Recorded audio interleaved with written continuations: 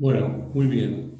Eh, bueno, la clase pasada vimos el llamado método de imágenes, que ustedes van a seguir viendo eh, ejemplos de eso y cómo usarlos en las clases prácticas próximas.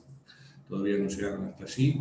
Y el ejemplo que me quedó para contarles a mí en la teórica, que siempre lo menciono, es este que les presento ahora, que es el caso de un conductor de forma esférica colocado en una región en donde hay un campo eléctrico uniforme. Habíamos visto en la anterior clase, la clase de conductores, la primera clase que tuvimos, qué pasaba cuando uno traía un conductor a una región donde había un campo eléctrico uniforme. Por ejemplo, sabemos que una forma de producir un campo eléctrico uniforme en una región dada es colocando dos placas cargadas, una positivamente, otra con carga negativa, de igual módulo, densidad de carga superficial uniforme en ambos planos, muy grandes o planos infinitos. Sabemos que en el espacio entre esos dos planos se genera un campo eléctrico constante, ¿sí? Supongamos que llamamos E0 a ese campo eléctrico y que la dirección que va de un plano a otro en la dirección X, entonces el campo eléctrico, como campo vectorial, es constante y vale E0 por X versor. Bien, y dijimos que si traíamos un conductor, y esperábamos porque estamos dentro de la electrostática, hasta que se llegase a una situación de que las cargas vuelvan a quedarse quietas, lo que le pasaba al conductor es que, como los electrones son libres de moverse en ese conductor, se iban a golpar, en este caso del lado, los electrones se iban a golpar en la zona izquierda del conductor, porque se veían atraídos, digamos, por las cargas positivas de la placa que está a la izquierda, o porque responden al campo eléctrico, otra forma de verlo, al campo eléctrico que va de izquierda a derecha, y los electrones, como sabemos, se mueven en contra del campo eléctrico, porque los electrones se agolpan de este lado izquierdo, y producto de ese movimiento de electrones hacia un lado del conductor, hace que del otro lado del conductor quede cargado positivamente, como acá se indica. Bien, eso vimos que pasaba, y una vez que ocurría eso, el efecto que eso tenía era el de un apantallamiento del campo eléctrico adentro del conductor, que sabemos que en todos los conductores, en su interior, en electrostática, el campo eléctrico es nulo. O sea, el campo eléctrico adentro del conductor vale 0. Bueno, ahora lo que vamos a hacer es resolver, o sea, dijimos eso, otro comentario que hicimos es que las líneas de campo eléctrico, que eran paralelas y equiespaciadas inicialmente, reflejando el hecho de que el campo eléctrico es uniforme, se iban a curvar iban a tener una forma tal que entrasen o entran perpendicularmente a la superficie del conductor, ¿sí? Tal como están acá dibujadas estas líneas de campo negras, en color negro, que entran en forma más o menos, según el dibujo, perpendicular al conductor o salen de forma perpendicular. Y se deforman en la región en donde uno trajo ese conductor. Lejos de ese conductor, las líneas son paralelas y equiespaciadas, como corresponde al hecho que lejos del conductor la influencia va disminuyendo y el campo eléctrico vuelve a ser perfectamente uniforme y constante.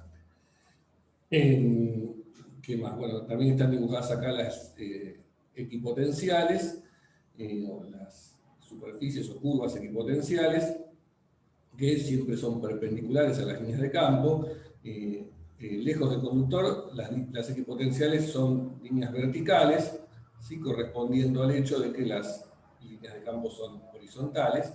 A medida que se van acercando al conductor, las líneas equipotenciales se van curvando, y sabemos también que otra propiedad es que el conductor en sí la superficie del conductor es una equipotencial, por lo tanto esta también va a ser una línea equipotencial, todo el contorno del conductor, y como se muestra en este dibujo, las líneas equipotenciales se van a ir amoldando a esa forma, en este caso circular, ¿no? Pero bueno, eso pasaba para cualquier conductor. Lo que vamos a ver ahora es cómo resolver, o sea, cómo encontrar el campo eléctrico en cualquier punto del espacio, en esta región, digamos, dentro de la región de interés, cuantitativamente, o sea, no solamente de forma cualitativa, sino que resolver analíticamente, en realidad vamos a resolver para el potencial eléctrico y de ahí uno después puede, tomando gradientes, sacar el campo eléctrico, ¿no? Y lo vamos a hacer entonces, y eso va a ser posible hacerlo solo para este caso, que es el caso de una esfera conductora. En general, si el conductor tiene cualquier forma, no es posible analíticamente encontrar esa solución. Sí va a cumplir las características que dijimos antes, pero para el caso de un conductor esférico se puede hacer toda la cuenta completa. Bien, bueno, una pregunta que uno puede hacerse es por qué esto venía de la clase de método de imágenes. Bueno, ahora vamos a ver por qué esto se puede pensar como un ejemplo curioso del método de imágenes. Bien, ¿alguna pregunta respecto al planteo del problema o alguna de las cosas que haya dicho? Me la pueden hacer. Bueno, todo bien, bien. Bueno, entonces, ¿por dónde empiezo? Bueno, voy a empezar por una parte, ahí hay un dibujito de las líneas de campo hecho mejor que el que hice yo a mano, sacado de internet. Bueno, voy a empezar por esto que está escrito acá, que es una cosa que puedo decir es que cuando tengo el campo eléctrico uniforme, solamente, o sea, antes de tener el conductor, el potencial eléctrico que se puede derivar y me da un campo eléctrico uniforme es de esta forma, o sea, si el campo eléctrico apunta en X, el potencial eléctrico va a ser menos X por el valor cero del campo eléctrico. ¿Por qué? Porque cuando a esto le tome gradiente, y con signo menos, que es lo que corresponde al potencial, menos el gradiente de este potencial, fíjense que da gradientes derivados respecto a las tres coordenadas, esto da 0 respecto a Y y respecto a Z, y da E0 respecto a X. ¿Sí? Entonces, este potencial eléctrico se corresponde con un campo eléctrico uniforme. ¿Bien? Bueno, lo que podemos decir es que este potencial es el que también va a ser el potencial de este problema si estoy lejos de la esfera, ¿sí? Porque lo que decíamos por este dibujo, digamos, o cualitativamente si lo entendemos, o físicamente, digamos, sabemos que lejos de la esfera, si estoy muy, muy alejado, el campo eléctrico vuelve a ser más o menos constante y entonces el potencial que produce ese campo eléctrico constante es este. El cambio que tiene ahora el haber colocado esta esfera conductora es que vamos a pedir que el potencial sea constante sobre la superficie conductora. En particular, vamos a considerar el caso que es más sencillo, que es el que vimos también en la clase pasada para resolver con el método de imágenes el problema de una carga frente a un conductor esférico. Vamos a suponer que el potencial es cero, o sea que está puesto a tierra. El potencial de esta esfera conductora es cero. Entonces, lo que queremos, y el agregado que tiene ahora el hecho de que esté el conductor acá, es pedir que cerca de la esfera, o en particular en los puntos de la superficie esférica, que corresponden a la coordenada R en esféricas igual a A no lo dije, no lo dije inicialmente, es el radio de esta esfera, este es un dato. Bueno, pedimos entonces que el potencial allí sea cero. Bueno, el problema es que este potencial del campo eléctrico uniforme claramente no cumple que en puntos con R igual a de cero, ¿sí? Esto da cero solamente en los puntos con X igual a cero, que sí, otra cosa que no dije es que voy a elegir para simplificar toda la cuenta, que el origen del sistema de coordenadas coincide con el centro de la esfera. Entonces, eligiendo ese sistema de coordenadas, y en coordenadas esféricas, por ejemplo, se tiene que cumplir esta condición de que el potencial en R igual a sea cero, y esto otro que dije, el potencial eléctrico asociado a un campo eléctrico uniforme sigue siendo válido. Y bueno, como decía, para este tipo de potencial, el único cero que hago, los únicos puntos en donde vale cero es en toda esta línea de acá, que sería un plano, si lo pienso, que este es un problema tridimensional y que sale, por ejemplo, el eje Z de la pantalla o del pizarrón, que estamos en un pizarrón, pero es lo mismo. En todos estos puntos, potencial vale cero. Pero, por ejemplo, no se cumple que vale cero en todos estos puntos, ¿no? Este potencial. Bueno, voy a intentar corregir eso. Lo que voy a hacer es, como dije, esto va a ser una versión curiosa del método de imágenes, o sea, voy a proponer un potencial que en principio pueda cumplir tanto este hecho de que lejos de la esfera sea el potencial de un campo eléctrico uniforme, como que cuando estoy sobre los puntos de la esfera el potencial sea nulo. O sea, voy a proponer un potencial y si mi propuesta funciona, con eso me va a alcanzar para decir que esa es la solución del problema. ¿Por qué? Porque este problema, fíjense, tiene la particularidad de no tener ninguna carga en la región de interés. ¿Sí? O sea, mi región de interés, que es el espacio que hay entre las dos placas, y por fuera de la esfera, allí es donde yo quiero obtener el campo eléctrico. Adentro de la esfera se hace que el campo eléctrico vale cero. Y si me dijeron que el potencial valía cero en el contorno de la esfera, también va a valer cero el potencial. La solución que necesito encontrar y que es no trivial es cuánto vale el potencial por fuera de la esfera y entre las dos placas. Bueno, allí no tengo ninguna carga. No hay ninguna carga suelta, digamos. Entonces, la ecuación de Poisson para esa región me diría que el laplaciano del potencial vale cero, porque no hay densidad de carga. Pero lo que no es cero son los contornos. En los contornos, bueno, pasa algo particular. O sea, el contorno de este problema, lejos de la esfera, tiene que satisfacer que el potencial sea de esa forma para cumplir que el campo eléctrico sea uniforme. Y el contorno de esta esfera tiene que cumplirse que el potencial valga cero. Si yo encuentro un potencial que cumpla esas dos condiciones, listo, esa es mi solución, ¿no? Porque lo que sé es que la solución a ese problema, dada la condición de contorno, es única. Existe y es única. Entonces, si encontré una, listo, ya está. O sea, es filosóficamente la misma idea que en el método de imágenes, aunque acá aparentemente no tengo que buscar ninguna imagen de nada porque no hay ninguna carga suelta, ¿no? Bien. Bueno, o sea, ¿cómo se le ocurre a alguien proponer algo que cumpla esas cosas? Bueno, puede ser que alguien se lo tenga la brillantez de ocurrírsele, pero un camino para, digamos, decir, por acá puede venir, es el siguiente, ¿no? Que tampoco es obvio que a cualquiera se le ocurra.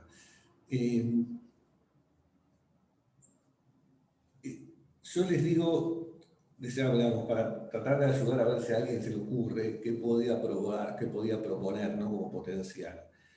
¿A qué se parece esta distribución de cargas que ocurre sobre la esfera? ¿Sí? Cuando yo traigo esta esfera conductora a esta zona de campo eléctrico constante, ¿a qué se parece esto donde tengo cargas negativas de un lado y cargas positivas del otro? Si ¿A un dipolo? ¿Cómo? A un dipolo.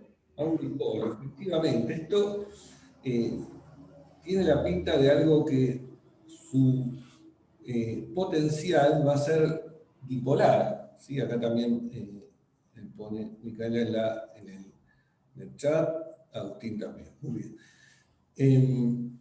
Tiene la forma de ser algo bipolar, ¿no? Porque la carga neta, puedo pensar que es nula, o sea, se agolpan tanto cargas negativas de un lado y quedan positivas del otro, perdón, en forma bastante simétrica, que no sé cómo se distribuyen las cargas, ¿no? Lo único que sé es que lo más probable es que haya más negativas en esta región que aquí, pero no puedo anticipar así a priori cuál va a ser la distribución de cargas, pero sí veo que esto, como dijeron todos, se parece se parece a un dipolo. Bueno, entonces lo que voy a hacer es proponer efectivamente que el potencial sea el de un dipolo. Bueno, así solo no, lo que voy a hacer es sumarle al potencial uniforme el potencial de un dipolo.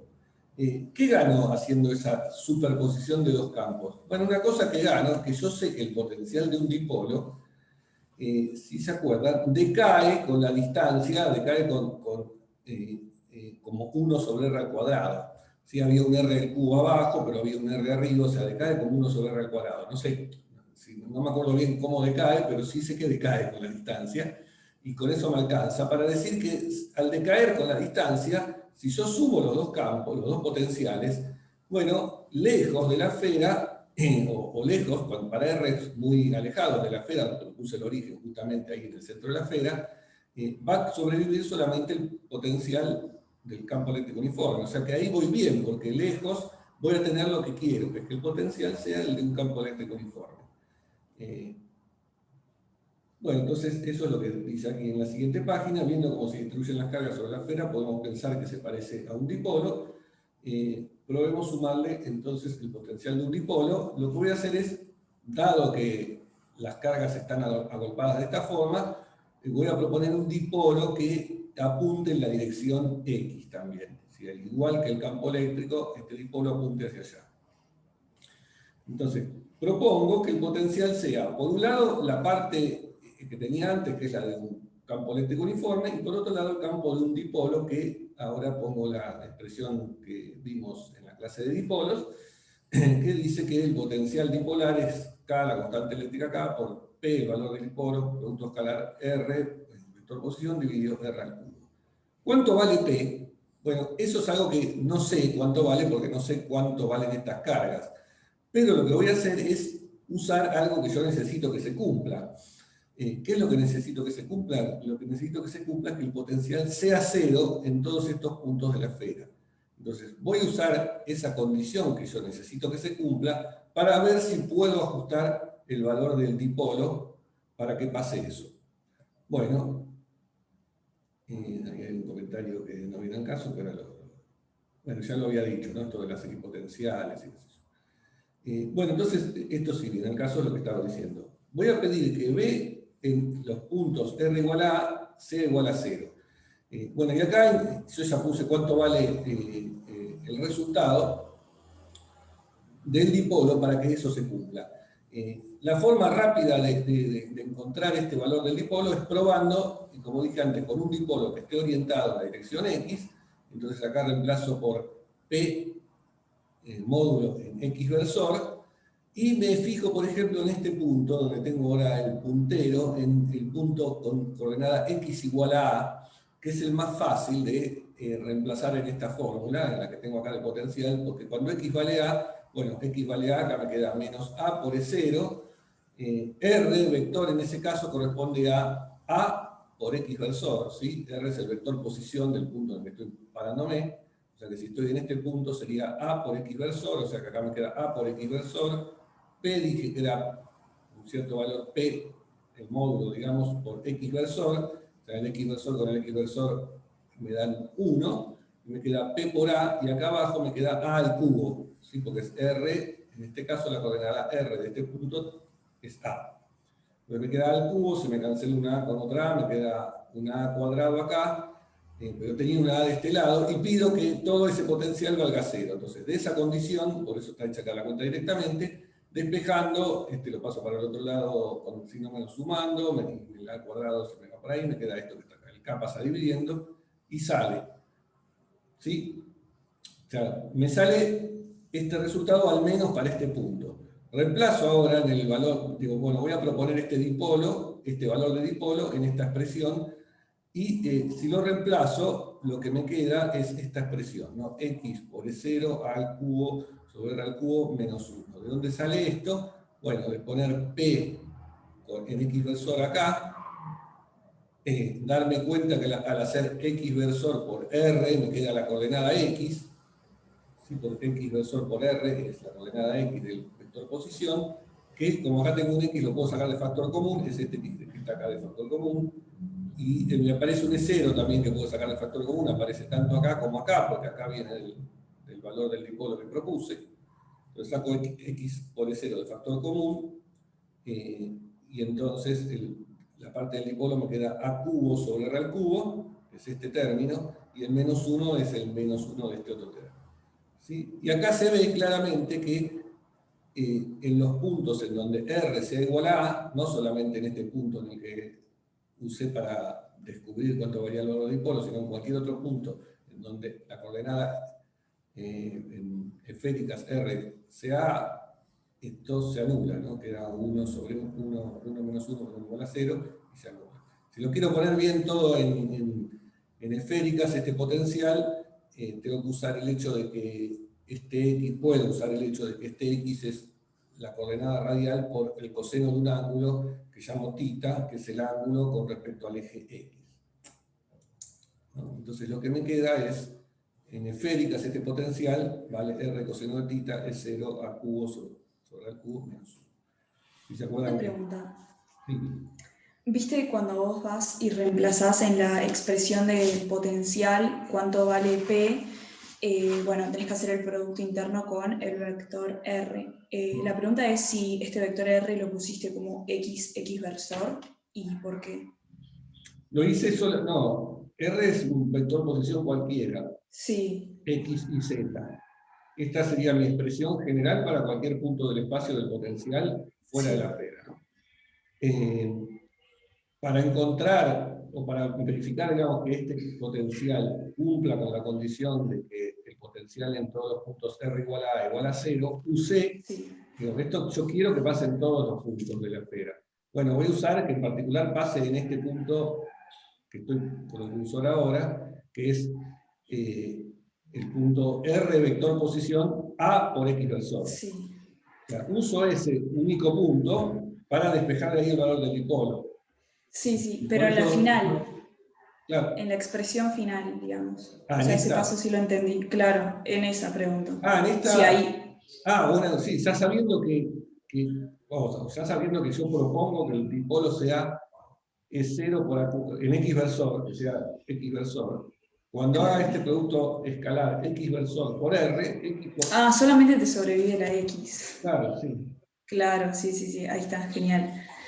Gracias. Bien, bueno, listo. Esto termina este problema, ¿no? Porque encontré un potencial que cumple todo lo que yo quiero que tenga que cumplir. El potencial vale 0 sobre todos los puntos R igual a A, y que lejos de la esfera el potencial es un campo eléctrico uniforme. O sea que este potencial cumple con todo lo que yo quiero que cumpla, y como la solución es única a un problema electrostático, esta es la solución. Lo que entonces, usé el mismo argumento de la unicidad de la solución de la ecuación de Poisson, ¿no? Y entonces por eso este es un ejemplo más de un método de imágenes. Acá lo que y la imagen es básicamente este dipolo que está acá.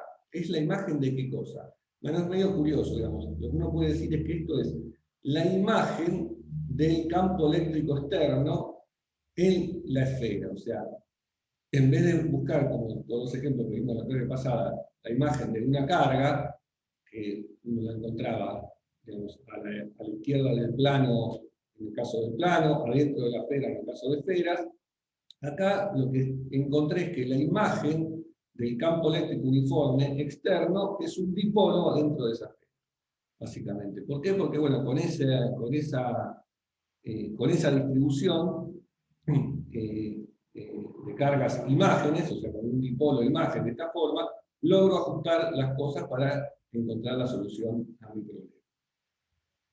¿Bien? Bueno, y nada, ahí terminó el problema, ¿no? Esta es la solución del potencial. Después, si quiero calcular el campo eléctrico en todo punto del espacio, tengo que tomar gradiente a esto. Para eso me conviene usar de nuevo coordenadas esféricas, las expresiones que vimos en la clase pasada para el caso de la esfera conductora frente a una carga, y lo mismo si quisiera después calcular la densidad de carga sobre la superficie esférica, el valor del campo eléctrico que debería dar normal, etcétera, etcétera. Todo eso se pueden hacer las cuentas, yo no las hice, pero podrían seguir haciéndolas. Bien, ¿alguna duda respecto a esto?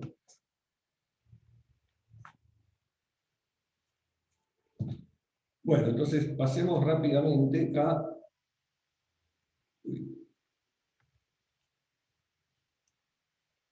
Perdí el chat, pero ya lo recuperaré. Pasemos a la clase de hoy, aunque iba a ser la clase de hoy.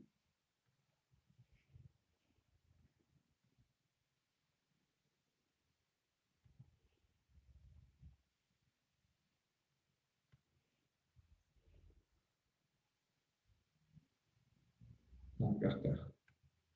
Ahí está. Recuperé el chat.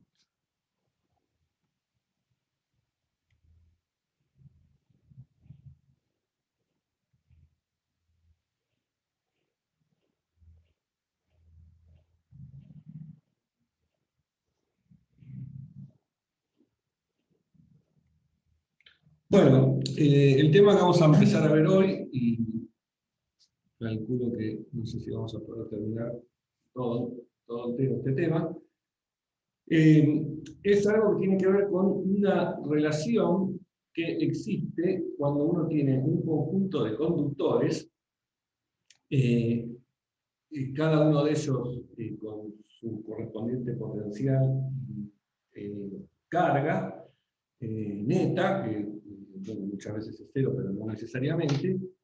Vamos a ver que existe una relación justamente entre los potenciales de esos conductores y las cargas entre sí, o sea, un vínculo entre todos los valores de las cargas en los conductores y todos los valores del potencial en los conductores, a través de unos coeficientes que se llaman los coeficientes de capacidad. Vamos a ver un caso especial de la relación entre de una configuración especial, digamos, de conductores, que se llama el capacitor, que es una cosa que tiene una utilidad práctica en circuitos, y todo eso aspiramos a ver al menos lo más que podamos en esta clase. Bueno, entonces la situación física que vamos a describir en este caso es cuando tenemos más de un conductor, tenemos un conjunto de conductores. Supongamos que tenemos M mayúscula conductores, como acá están dibujados, numerados desde el 1, 2, etcétera, hasta llegar al conductor M mayúscula. Cada uno de los conductores, sabemos que en esos conductores las superficies de cada uno, que vamos a llamar S1, S2, hasta Sm, o sea, vamos a usar un índice genérico L, con L corriendo desde 1 hasta M. En las superficies de cada uno de esos conductores, vamos a decir que el potencial tiene un dado valor V sub L, que sabemos que es constante para cada conductor. O sea, en cada conductor el potencial en su superficie es constante, ¿no? Es una propiedad de los conductores en electrostática. Entonces el potencial en el conductor 1 va a ser V1, en el 2 V2, así siguiente. También vamos a suponer que cada uno de los conductores puede estar cargado. La carga total que tenga cada conductor la vamos a indicar con una Q mayúscula sub L, ¿no? Como Q sub 1, Q sub 2, hasta Q sub M, la carga del conductor. Bien. Bueno, y a lo que aspiramos es a encontrar una relación que hay entre los potenciales de cada uno de los conductores, o sea, estos V sub L, y las cargas, Q sub L. ¿De dónde viene, digamos, esa idea de que puede haber un vínculo entre los potenciales y las cargas? Bueno, básicamente es que sabemos que las cargas son las fuentes de campo eléctrico y el potencial es lo que uno deriva para obtener el campo eléctrico en electrostática. O sea que es esperable que haya un vínculo entre cargas y potenciales, ¿no? Pero bueno, vamos a ver que para el caso de los conductores, ese vínculo se puede poner de una forma ordenada a través de unos coeficientes que dependen solo de la geometría, y se llaman los coeficientes de capacidad. Bueno, vamos a ver entonces hacer una especie de demostración de ese hecho, partiendo de la definición básica de lo que es el potencial. Bueno, entonces para eso vamos a usar ahora una idea abstracta, en la cual supongamos que ahora dentro de cada uno de los conductores consideramos pequeños elementos de carga, delta S sub I, ¿sí? Tales que la carga asociada a cada uno de esos elementos de carga es una densidad de carga que llamamos sigma sub L, en la posición RI, multiplicada por el diferencial de superficie S sub I. Esta sigma sub L, ¿por qué le pongo el subíndice L? Bueno, porque voy a llamar a las densidades de carga en cada uno de los conductores con los mismos índices que usé para numerar los conductores y sus potenciales y sus cargas. Entonces voy a hablar de la densidad de carga en el conductor 1 como sigma 1, en el 2 como sigma 2, así sigue. No es una densidad de carga uniforme, porque sabemos que no es uniforme necesariamente la densidad de carga de los conductores, entonces es algo que depende de la posición. Pero bueno, para cada conductor puedo hacer esta subdivisión más pequeña aún en pequeñas superficies, delta S sub I, y la carga asociada a esa delta S sub I, entonces es la densidad de carga en ese conductor, sigma L, en la posición RI, por el diferencial de superficie. Sí, eso lo voy a hacer para cada conductor, entonces voy a tener subdividido además todo mi conjunto de conductores en un montón de elementos de carga, que también numero ahora desde 1 hasta un n mayúscula, que por lógica tiene que ser mucho más grande que el número de conductores, porque corresponde a cada subdivisión de todos los conductores, y si yo arranco desde el 1 hasta el final, bueno, voy a tener un montón de elementitos de carga. Nada, es una idea, digamos, abstracta, tengo infinitos elementos de carga, porque es una distribución continua, pero esa es un poco la idea. Subdividiéndola en pequeños elementos, es un número muy grande, no finito.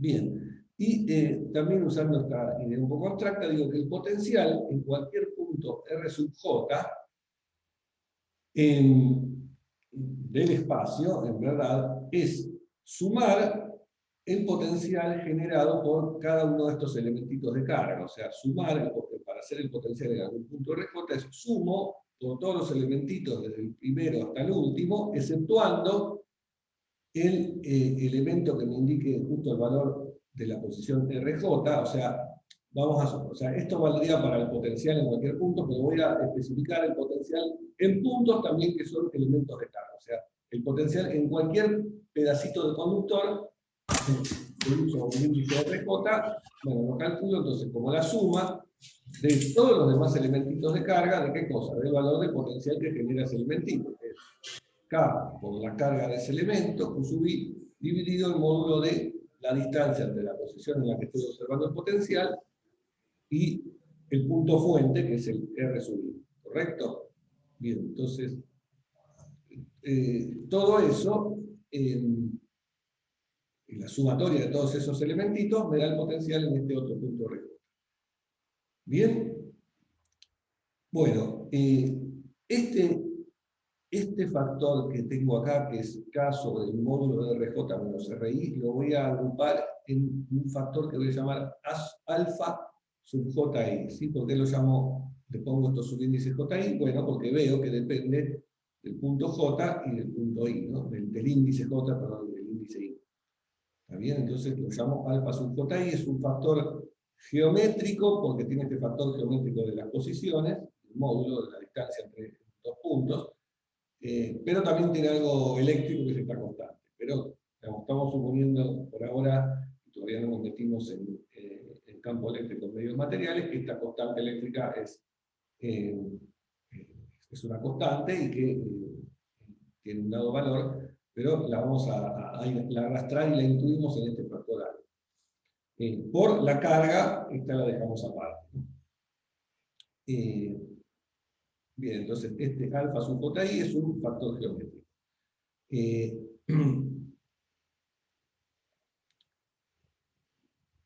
Bueno, donde esta suma se extiende, como dije, por todos los valores y distintos del valor J en el que me estoy parando. Estoy suponiendo que este valor es también un punto dentro de la superficie de los conductores. Una cosa que puedo hacer si quiero obtener la suma para todos los valores es definir que el alfa correspondiente a I, o sea, los valores de la diagonal, o sea, cuando J vale I, ese valga 0. Esto no aporta a la suma, y ahí la suma la puedo hacer sobre todos los valores con esa definición, porque el alfa I vale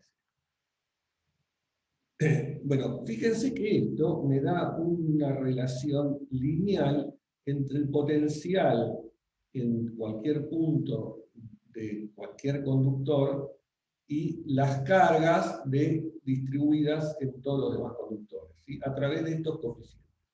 Bueno, esta relación lineal, entonces, lo que voy a hacer es un sistema lineal que voy a invertir y obtener, en vez del potencial como función de los valores de las cargas dado los potenciales. O sea, invierto este sistema, un sistema de ecuaciones.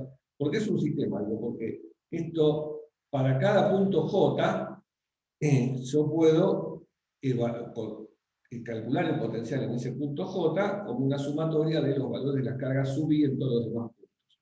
¿Sí? Con el hecho, como dije antes, que los elementos de la diagonal son todos ceros. Bueno, este sistema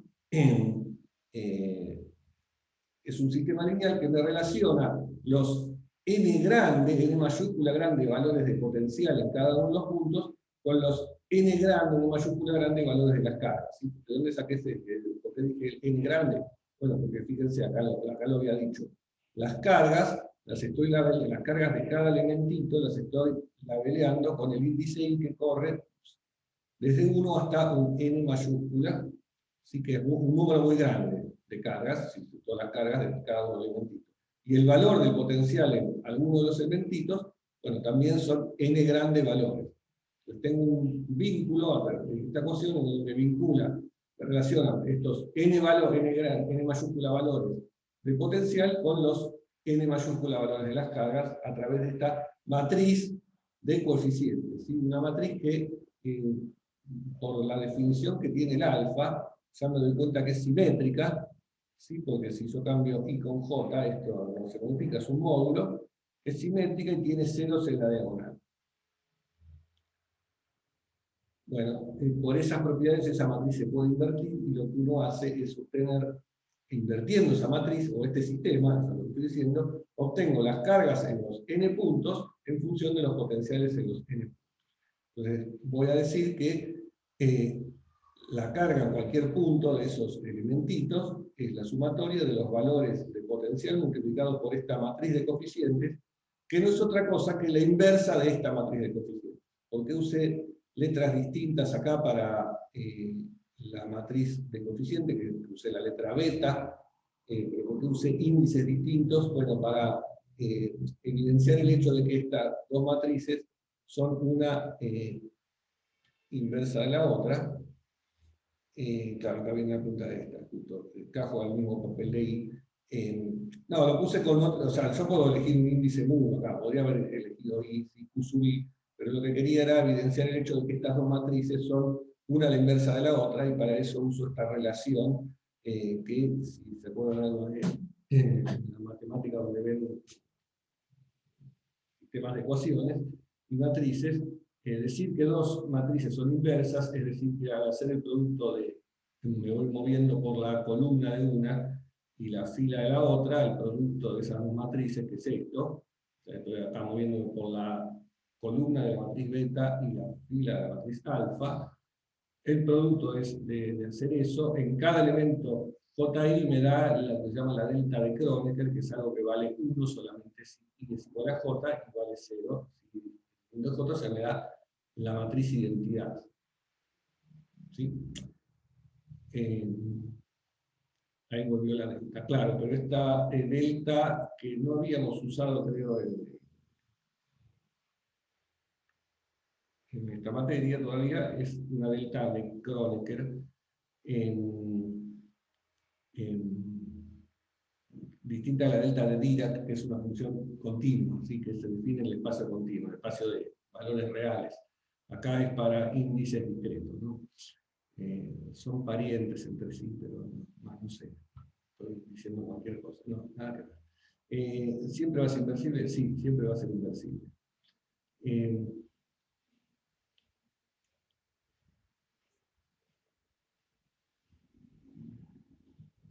Bueno, ¿dónde estaba? No. Bueno, entonces esta es la carga expresada como combinación lineal ahora de los valores de los potenciales. Bueno, lo que voy a hacer ahora es calcular la carga total que hay en el conductor L, o conductor L-ésimo, como dice ahí. ¿Sí? ¿Cómo hago eso? Y es lo que se llama Q sub L, ¿no? U mayúscula sub L. Bien. Para hacer eso, voy a sumar los valores de las cargas Q sub K, considerando elementitos delta S sub K que pertenezcan a la superficie L del conductor L. O sea, sumo solamente sobre esos elementos. Entonces sumo estos valores, reemplazo cuánto vale Q sub K con esta expresión, y entonces digo explícitamente que esto es la suma sobre los elementos delta S sub K que pertenecen a una superficie CL, de esto que está escrito acá, la suma de J igual a 1 hasta n, del beta sub kj, B en RJ. ¿Sí? Bueno, resulta que cuando hago esta suma, esta sumatoria, estoy cruzando valores de potencial en distintos conductores, ¿no? Porque esta parte estoy sumando solo sobre el conductor SL, pero en esta otra, cuando sumo desde J igual a 1 hasta N, estoy sumando sobre todos los elementos de carga de todos los conductores. ¿Sí? Entonces ahí estoy barriendo valores de potencial en diferentes conductores. Pero una cosa que puedo decir es que en cada conductor el valor de B de RJ tomaba un valor fijo en ese conductor. Es decir, en cada uno de los conductores esto va a ir tomando valores fijos correspondientes al potencial en cada uno de los conductores. Bueno, cuando barra sobre el conductor 1, todos esos valores van a tener, todos esos B van a tener un valor B sub 1. Cuando barra sobre el 2 va a tener un valor B sub 2 y así sigue. Entonces, esos términos que están en esta suma, que es una suma doble, porque además tengo que sumar sobre cada uno de los elementos, o sea, el índice K de alguna forma también se mueve, porque corresponde a los elementos sobre ese conductor, pero sobre un cierto número de valores hay un valor fijo de potencial que lo puedo sacar de factor común. Entonces voy a hacer eso, saco de factor común cada uno de los potenciales, cada vez que me mueva sobre un conductor que tenga un potencial fijo, lo saco del factor común. Pues al hacer eso, me voy a reordenar esta suma, y lo que me va a quedar es una suma de los valores del potencial que fui sacando del factor común sobre cada conductor, multiplicados por algún coeficiente que es complicado porque tiene que ver con estos beta J sumados sobre todos los conductores en donde el potencial valía fijo, sumado sobre cada uno de los elementitos para que te sientes a ese conductor en particular que estoy mirando, que es el L, que es el E abajo de la sumatoria. Abajo de la sumatoria es un épsilon. Acá, esto es un épsilon. Pertenece, claro, es un símbolo matemático. El de pertenece, pero creo que lo hice mal, ¿no? Porque es un épsilon distinto. Sí, puse creo que puse la griega var epsilon. Sí. Claro, puse var epsilon. Y sí, pero es eso. Me quise hacer el matemático y no fui prolijo. Bien, bueno, pero esto quiero que si se entienda más, me importa más que entiendan esto, ¿no? Que es, al sacar de factor común, como dije, me quedaron un montón de valores acá sumados de los betas, que es un lío, no sé cuánto valen, pero todos esa sumatoria de betas, las agrupo en un coeficiente que voy a llamar C sub LM. ¿Por qué tiene dos índices? Bueno, uno porque es el M es el que corresponde al valor de factor común del potencial que saqué en ese conductor, y el L porque tiene que ver con que esta sumatoria la hice sobre los elementos de superficie en el conductor SL, cuyo coeficiente es SL. Entonces, esto va a depender de esos dos índices. Este L, fíjense que es un L que se corresponde con este L en el cual estoy calculando la carga en ese conductor. ¿Sí? No nos olvidemos que es lo que quería hacer, era la carga total en ese conductor.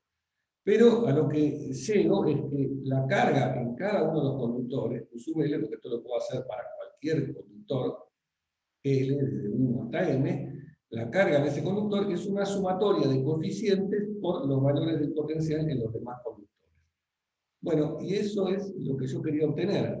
Es un sistema que, fíjense, es un sistema de M por M, porque esta matriz C grande, S mayúscula, LM, barre, sus índices barren, el L va desde 1 hasta M, porque esto, como dije, lo puedo hacer para cada conductor, y la sumatoria la hago sobre cada uno de los factores de factor común que saqué de todos los potenciales, desde 1 hasta M. Es una matriz de M mayúscula por M mayúscula, que relaciona las cargas en cada uno de los conductores con los potenciales en cada uno de esos conductores. Sí, M era la cantidad de conductores, exactamente. M mayúscula es la cantidad, el número de conductores que tenemos. Entonces, encontré una relación entre las cargas de esos conductores y los potenciales, una relación lineal entre ellos. A través de estos coeficientes, C sub LM, que si vamos viendo de qué dependen. Una cosa que podemos decir es que, bueno, dependen de estos beta, que estos beta eran los coeficientes que salían de invertir la matriz alfa, que alfa era una matriz que venía de la página anterior de un factor geométrico. Es decir, que estos coeficientes C sub LM también son factores geométricos, que tendrán distancias arriba, ¿no? Porque el alfa tenía 1 sobre distancia, entonces el beta, que es la inversa, va a tener distancia arriba, distancia entre puntos, ¿no? Un quilombo de valores de distancia, y el beta, entonces esas distancias sumados, pero son todos factores geométricos. No me quedó claro cómo aparecen los semiconductores si UL es la carga de un solo conductor. Bueno, porque hice esto para un conductor genérico Q sub L. Esta cuenta que hice acá aparece, lo hice para un conductor genérico Q sub L. Eso primero. Después acá me aparece el potencial de todos los conductores porque estoy haciendo una sumatoria sobre todos los elementos. O sea, básicamente, físicamente, todos los conductores contribuyen al valor del potencial final que invertí yo acá para calcular la carga, ¿no? Pero digamos, están involucrados todos los conductores. Entonces, del lado derecho está claro que aparecen todos los potenciales de todos los conductores. Y del lado izquierdo tengo un conductor genérico. Bueno, como es genérico, lo puedo hacer para cualquier conductor, y ahí obtengo el listado de todas las valores de Q1, Q2, Q3, hasta Qn. Por eso me queda un sistema. Bien. Bueno, lo que estaba diciendo entonces es que estos coeficientes son puramente geométricos porque salen de los beta, que a su vez salen de los alfa, que son factores geométricos, ¿correcto? Y algo importante es que al ser geométricos, o sea, dependen solo de la geometría, no dependen de los valores, ni de las cargas, ni de los potenciales a los que estén, de las cargas en cada conductor, ni de los potenciales a los que estén cada uno de esos conductores. Solo depende de la forma que tienen los conductores, la geometría, porque aparecen estos puntos, posición en donde están los conductores, y de dónde están ubicados. O sea, dependen de la geometría únicamente. O sea, no dependen de los valores de QL o PM. Sí vinculan los valores de QL y PM, y como los relacionan, digamos, esa va a ser una forma práctica de obtener estos coeficientes, usando algún ejemplo de donde yo conozca qué relación hay entre B y Q. Ahora vamos a ver eso, pero esa es la forma en la que se calculan estos coeficientes. No se calculan usando, digamos, la construcción directa o esta demostración que yo hice, porque es un lío hacer todas estas sumatorias que no es la forma adecuada para hacerlo. Pero bueno, entonces lo que importa es que obtuvimos esta relación entre cargas y potenciales, o potenciales y cargas. Ahora vamos a ver que se puede también volver a invertir esto. Es una relación entre cargas y potenciales, por ahora, para cada carga en cada conductor y cada potencial en cada conductor, que las relaciona linealmente entre sí. Es una relación lineal entre cargas y potenciales, pero que los acopla, o sea, acopla los valores de las cargas con los valores potenciales entre todos los conductores, a través de estos coeficientes, que se llaman coeficientes de capacidad, se llaman coeficientes de inducción. Específicamente se llaman coeficientes de inducción cuando el índice L es distinto del índice M. En el caso en el que el índice L y el índice M sean iguales, se llaman coeficientes de capacidad. Esto se abrevia entonces ahí, ese es el C sub MM como un C sub M. Nada, eso. En ese caso, cuando se trata del mismo índice, se llaman coeficientes de capacidad, y cuando se trata de índices distintos, o sea, de conductores distintos, se llama coeficiente de inducción. El nombre de inducción, después vamos a ver empleado en otro contexto, cuando veamos inducción electromagnética, inducción magnética. Acá también se usa ese concepto porque es como que la presencia de un conductor influye el potencial en el otro, o la carga en el otro, ¿no? Lo que sabemos que pasa físicamente, que si tengo dos conductores y cargas en ellos, bueno, se van a acomodar las cargas y se van a influenciar los campos de cada uno de ellos, ¿no?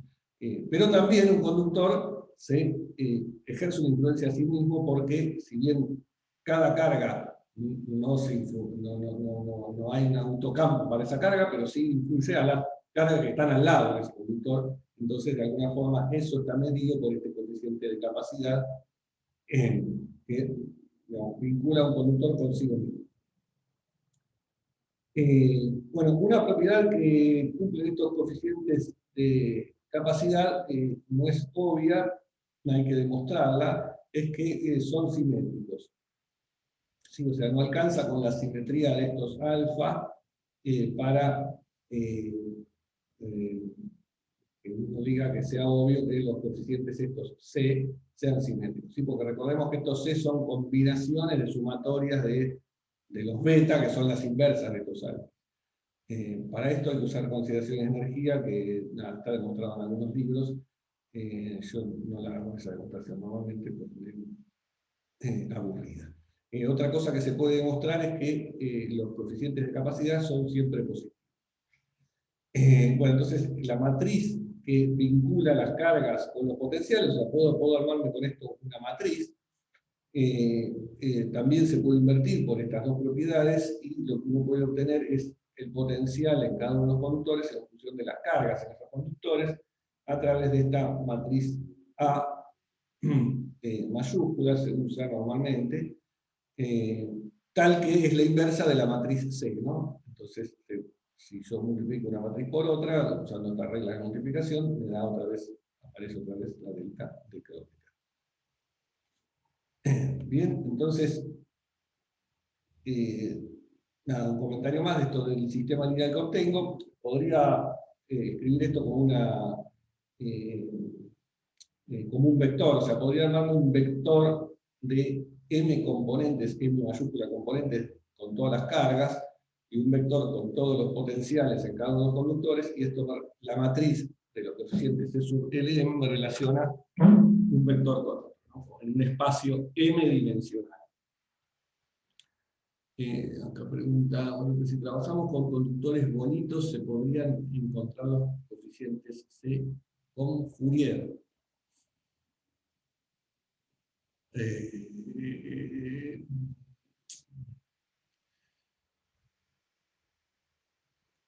No sé por qué con Fourier sí, porque haciendo armónicos esféricos, cosas por el estilo. No sé. O sea, no vi en ningún lado donde calculen estos coeficientes a partir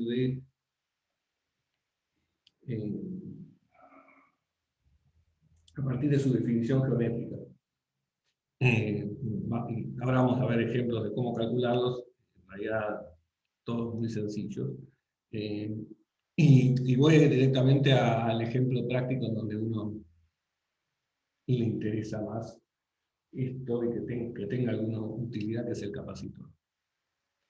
¿Qué era L y M en este contexto? L y M son dos índices. El M chiquita es un índice que me mueve sobre todos los conductores, corre sobre todos los conductores, y ahí por eso barre el valor del potencial en cada uno de los conductores. L es la carga en el conductor L décimo que estaba mirando. ¿Sí? ¿Quiénes eran L y M? Venían de la página anterior. De acá. Básicamente parecía una pregunta que hicieron antes, ¿no? ¿Por qué esto vale para cada conductor? Bueno, porque yo lo puedo hacer para cada conductor. Estoy considerando un conductor genérico. Ahí sale L y M. Así sé cuando tengo un coeficiente de inducción y capacitor.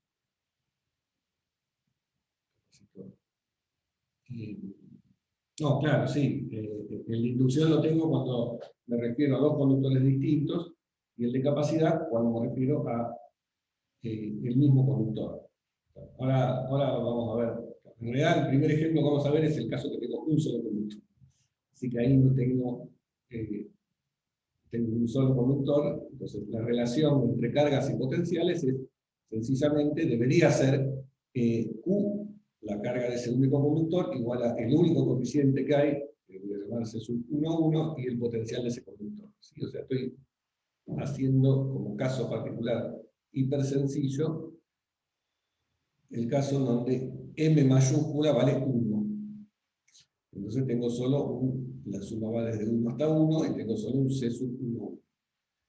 Que entonces, como tengo todos unos, es el único caso, el único conductor que tengo, le saco el índice 1 y llamo directamente Q a la carga del conductor, sé que ahora vamos a ver quién es, y potencial B. Bueno, así parece algo medio abstracto, pero si se acuerda, por ejemplo, supongamos que consideremos un conductor esférico de radio A, sabemos que el potencial, si elegimos el origen de coordenadas en el centro de la esfera, el potencial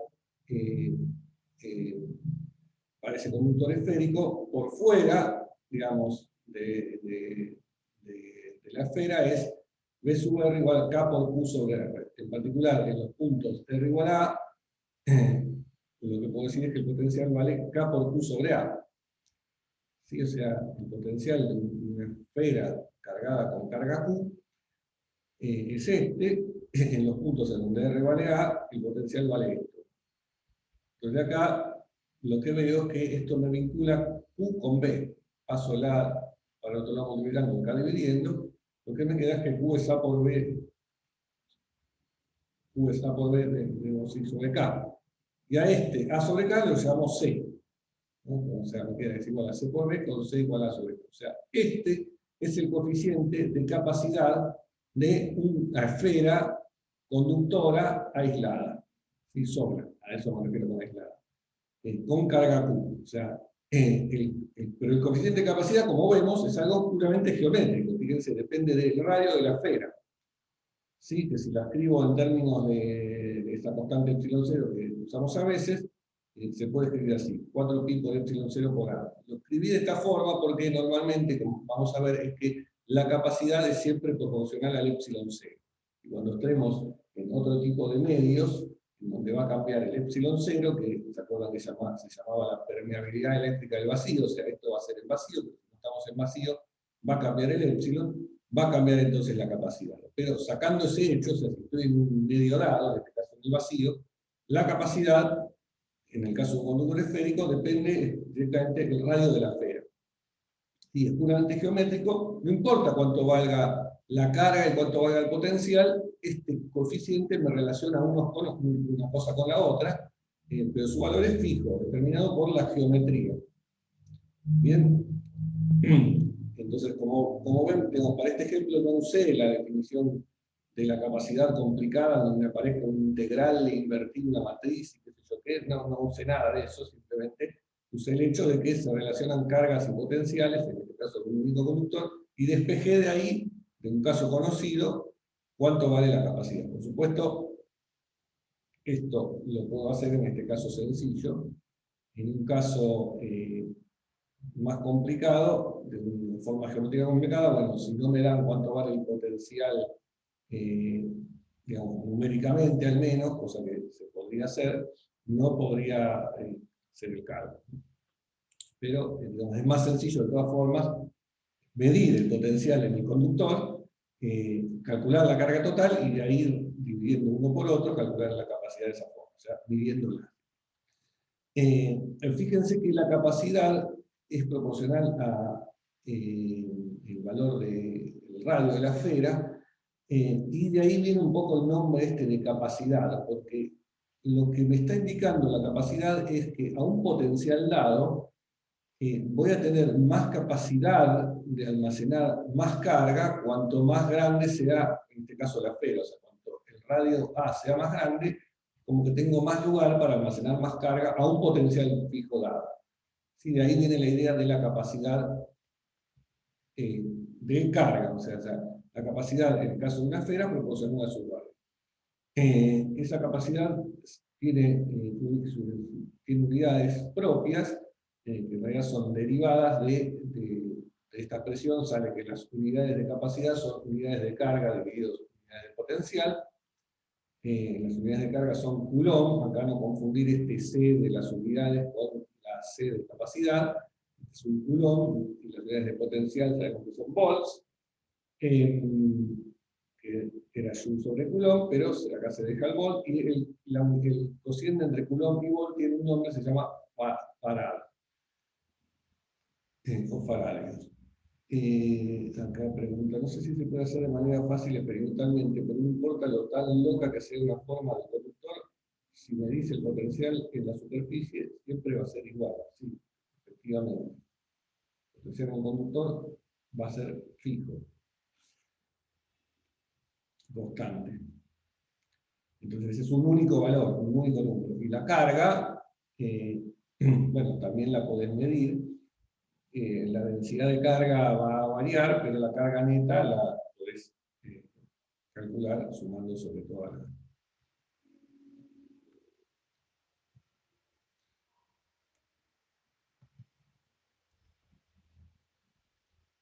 Bien. Bueno, para dar una idea de los valores, fíjense que si el radio de la esfera vale 1 metro, es una esfera de 1 metro, más o menos de este tamaño que estoy diciendo aquí, usando el valor de epsilon 0, que era algo que habíamos visto en algún momento, y es a la menos no sé cuánto, 12 creo, y 4pi, lo que sea, les da que esta cuenta da más o menos 10 a la menos 10 parada. ¿Sí? Es decir, que la capacidad de una esfera de 1 metro es, claro, bastante chica. Entonces, es una forma de verlo que es bastante chica, o que el farad es una unidad, como la mayoría de las unidades que vemos en el sistema internacional, cuando uno las usa en el ámbito de la electricidad, son unidades grandes, igual que el Gran Coulomb, igual que, vamos a ver después otras unidades. El farad también es otro ejemplo de eso. Entonces, un farad es una cantidad muy grande. O sea, para obtener una capacidad de un farad, fíjense que necesitaría una esfera de más o menos 10 a la 10 metros. ¿Sí? Es decir, una esfera gigantesca para llegar a una capacidad de un farad. Entonces, el farad es una unidad muy grande de por sí. Como siempre, la mayoría de las cosas en el ámbito del laboratorio son chicas, sus capacidades son pequeñas en faradios, se usan en vez de farad directamente los picofarad, perdón, los microfarad, o sea 10 a la menos 6 farad, o el picofarad, que es 10 a la menos 12. Entonces, el picofarad, estos son 100.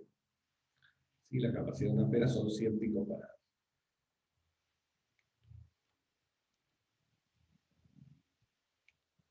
Bueno, entonces este fue un ejemplo muy sencillo.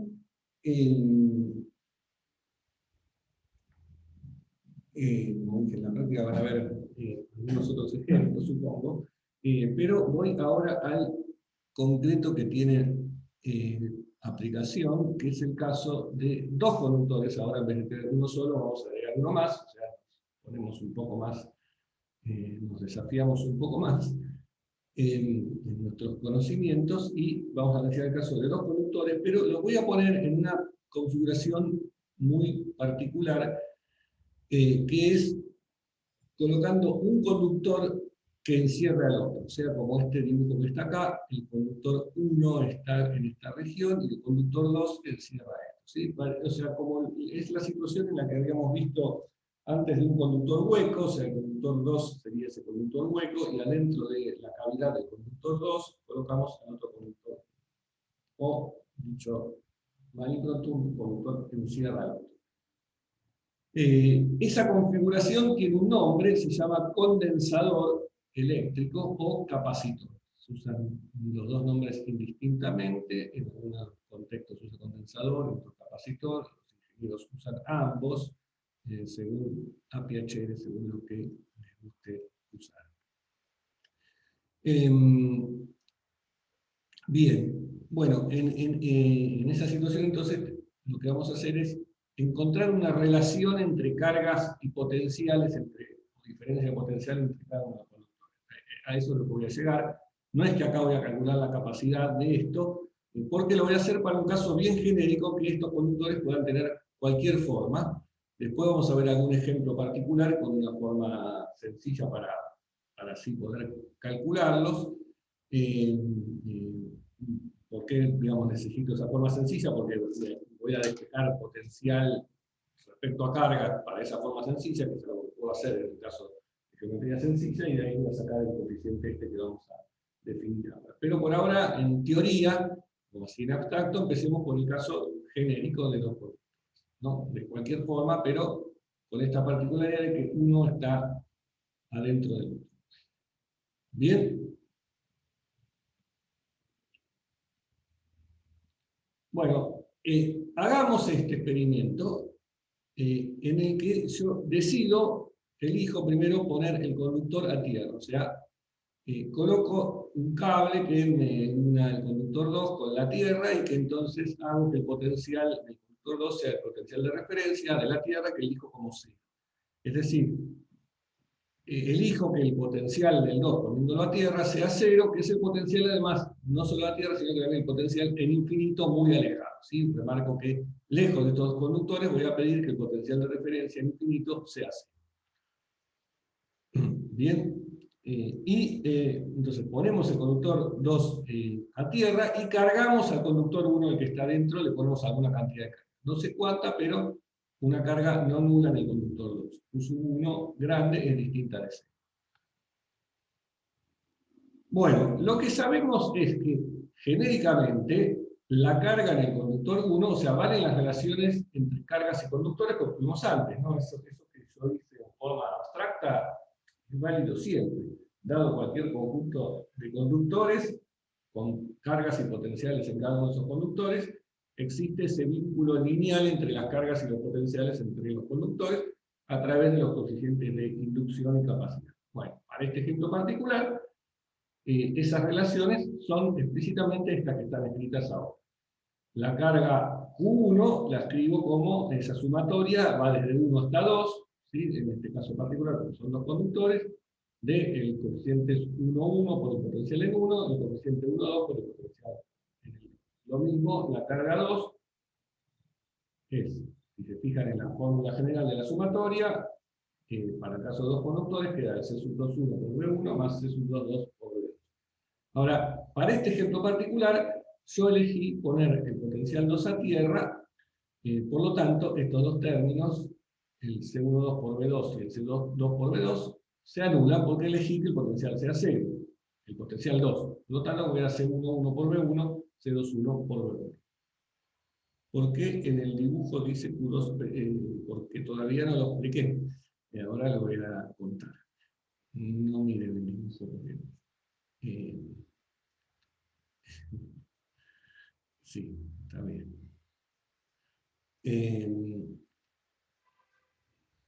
Miremos en el puntero este que tengo acá. Entonces, bueno, si estamos por esta parte, esto vale, ¿sí? Ahí se entiende, ¿no?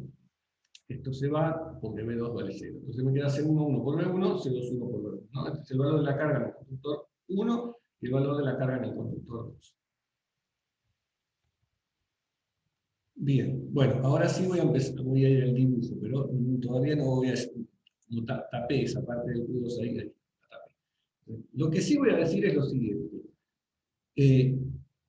Bueno, una primera cosa que voy a usar es que, dado que el potencial en infinito vale 0, y que el potencial, para este caso que yo estoy considerando ahora, en el conductor 2 vale 0, o sea, en toda esta superficie vale 0, lo que puedo decir es que si no tengo ninguna carga entre el conductor 2 y el infinito, el potencial, cuyos contornos son 0 en esta superficie y 0 en el infinito, y no tengo ninguna carga, sabemos que se tiene que cumplir la ecuación de Poisson para el potencial en todo el espacio.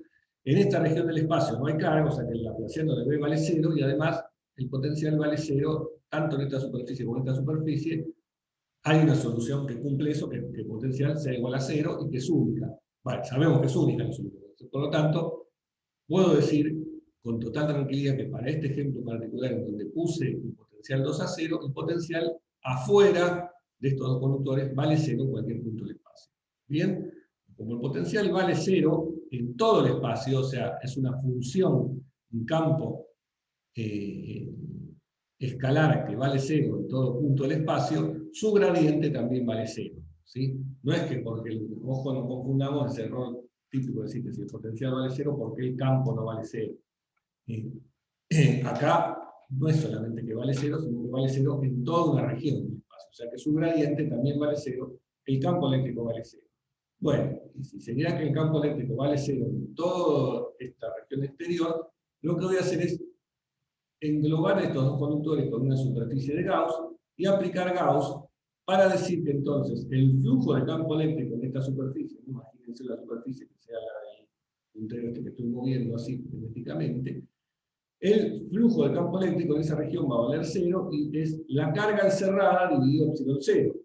La carga encerrada es la carga que está encerrada en estos dos conductores que tengo. Bueno, en el Q1 lo llamé Q1, la carga, en el Q2 la llamo Q2. O sea que una propiedad que puedo decir es que Q2 más Q1 tiene que ser 0. ¿Sí? Por lo tanto, para este caso particular en el que puse el conductor a tierra, Q2 es menos Q1. Y por lo tanto, mirando estas dos relaciones, lo que veo es que C sub 2,1 por B1 es menos C sub 1,1 por B1. ¿Sí? De donde, cancelando el B1 acá, que puedo decir que es distinto de 0, porque acá sí tengo carga, entonces B1 no va a ser 0, cancelando el B1 de los lados, ¿qué me queda? Me queda que C sub 2,1 es igual a menos C sub 1,1. O C sub 1,1 es menos C sub 2,1, que además, por la propiedad de simetría que no demostré, también puedo decir que es igual a C sub 1,2. ¿No? El C sub 2,1 es igual al C sub 1,2. Y a ese único valor, que corresponde al 1,1, al 2,1 y al 1,2, lo voy a llamar C. Ahora, esto, fíjense que yo lo demostré, usé un caso particular para llegar a este resultado que relaciona los coeficientes de inducción y capacidad entre estos dos conductores. Pero, por otro lado, yo sé que esos coeficientes dependen solo de la geometría, o sea, dependen solo de la forma que tengan estos conductores.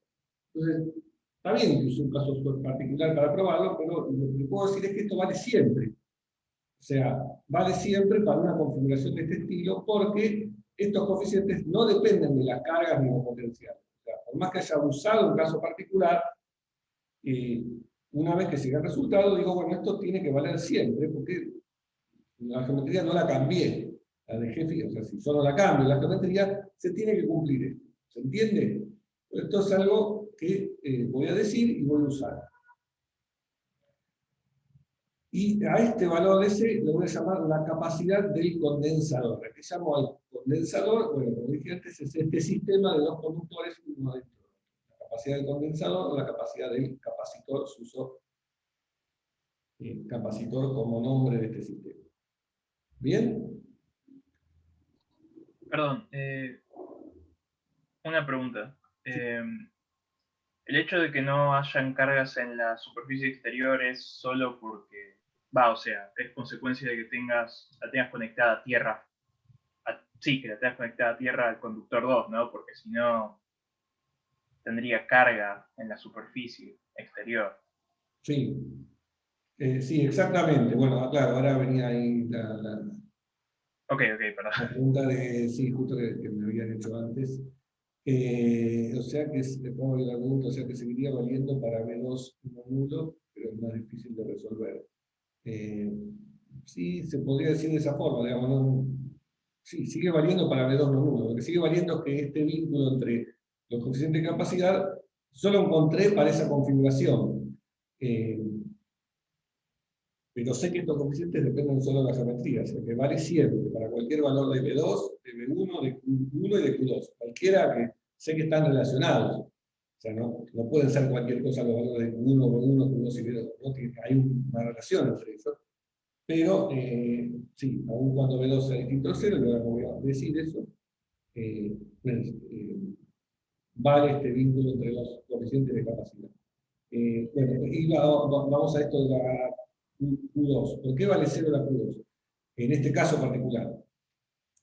Bueno, acá lo que puedo usar es esto de meter una superficie de Gauss en este conductor interno, perdón, en este conductor al revés, el conductor externo, que tiene un cierto espesor, ¿sí? Como usamos en la jaula de Faraday, Si construyo una superficie de Gauss acá interna, sabemos que el campo eléctrico adentro de un conductor vale 0, o sea que acá también va a ser que el flujo de campo eléctrico sea 0.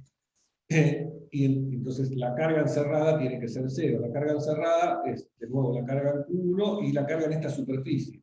La carga en Q1 no la toqué, es la que tiene este conductor, por lo tanto la Q2 en la superficie interna es menos Q1. Sí, o sea, toda la carga en este caso tiene que estar en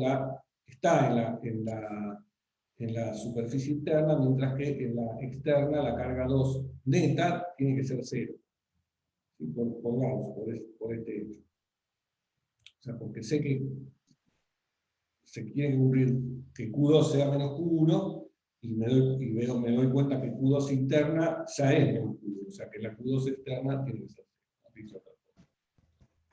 Pero una pregunta, o sea, ¿no puede ocurrir entonces que si yo lo tengo conectado a tierra, a la superficie exterior, o sea, al conductor, entonces haya cargas en esa superficie exterior? No, en el caso que esté conectada a tierra no va a haber cargas. Claro. Y otra cosa que te iba a preguntar, que me había parecido importante como para guardarlo, es que, bueno, el único potencial que cumple que se anule en la superficie exterior del conductor y se anule en el infinito es B igual a 0. ¿Eso lo puedo tomar como que es válido siempre Sí, o es siempre que muy no tenga parecido? ninguna carga afuera, sí. Ok, claro, siempre que no haya una carga afuera. Genial, gracias. Bien, bueno, si estoy en un caso ahora más general, o sea, donde tenga, no sé, el potencial vale 0, en el conductor externo, o conductor 2, sí sé que es constante porque es un conductor, pero no sé su valor. Bueno, si tengo potenciales arbitrarios, no voy a poder decir esto que dije acá arriba, que B2 vale 0, pero sí puedo usar el hecho de que C11 es menos C12. Entonces, en esta suma, C11 por B1 más C12 por B2, saco de factor común este valor C11, que es igual a C, y me queda C por B1, saco de factor común ese C y me queda C por la diferencia de potencial B1 menos B2. O sea, la diferencia potencial entre el conductor interno y el externo B2. Así que ahora es distinta de 0. Entonces, esta relación es algo genérico que ocurre siempre, y lo que se hace es llamar Q a la carga del conductor Q1 y delta B a la diferencia de potencial entre el conductor interno y el externo. Delta B es B1 menos B2, y se utiliza esta expresión más compacta en la que la carga del conductor interno es C por la diferencia de potencial entre ambos conductores. Más aún, muchas veces se elimina esta delta, digamos, así, no porque no por una expresión matemática, sino una cuestión de nombres, y en vez de usarse delta B, se usa B, entendiendo a B como la diferencia de potencial entre el potencial interno y el externo, que en realidad coincide eso con el caso en el que B2 esté a tierra, que es el caso más común, es que uno de los conductores se ponga a tierra, entonces este delta B coincide con la B directamente del potencial interno, del conductor interno, pero bueno, se usa, aún en casos en donde B2 sea distinto a 0, también se usa B, entendiendo a B esta diferencia. Y si no, capaz que mejor dejar el delta B para entender que lo que se mide es una diferencia de potencial entre los dos. Respecto a las cargas, en el conductor 2, típicamente hay dos casos.